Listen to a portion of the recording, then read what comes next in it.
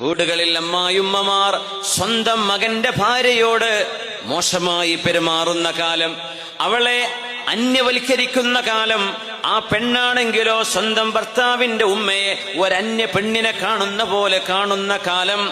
അല്ലാഹുവിന്റെ ഹബീബിന്റെ ഹദീസ് ഓർക്കേണമേ, അർറാഹിമൂൻ യർഹമുഹുമുർ റഹ്മാൻ.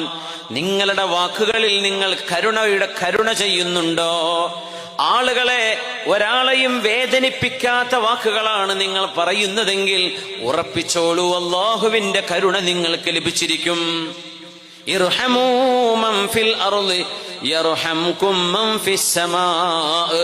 ഭൂമിയിലുള്ളവരോട് നിങ്ങൾ കരുണ കാണിക്കണേ എന്ന് പറയുമ്പോൾ സ്വന്തം വീട്ടിലെ മക്കൾക്കോ മരുമക്കൾക്കോ കൊടുക്കാത്ത സ്നേഹം റോഡിലൂടെ പോകുന്ന നായക്കോ പൂച്ചക്കോ കൊടുക്കുന്നത് കൊണ്ട് വല്ല കാര്യവുമുണ്ടോ? അതർഹിക്കുന്നത് മനുഷ്യരല്ലേ ആദ്യം, പിന്നെയാണ് മറ്റു ജീവികൾ. സ്വന്തം വീട്ടിൽ നിന്ന് തുടങ്ങണമത്, സ്വന്തം അടുക്കളയിൽ നിന്ന് തുടങ്ങണമത്, നമ്മുടെ വീടിന്റെ വരാന്തകളിൽ നിന്ന് തുടങ്ങണം കരുണയുടെ പാഠങ്ങൾ. നിങ്ങൾ കരുണ ചെയ്യണേ. വേദനിപ്പിക്കുന്ന, മുറിവാക്കുന്ന, കുപ്പിച്ചില്ല് പോലെ തറച്ചു കയറുന്ന വാക്കുകൾ നിങ്ങൾ ആരോടും പറയല്ലേ. നിങ്ങൾ മാന്യമായി പെരുമാറണമേ, എങ്കിൽ അല്ലാഹു നിങ്ങളോട് മാന്യമായി പെരുമാറുമെന്ന് മാത്രമല്ല റഹ്മത്ത് അല്ലാഹു നിങ്ങൾക്ക് നൽകും.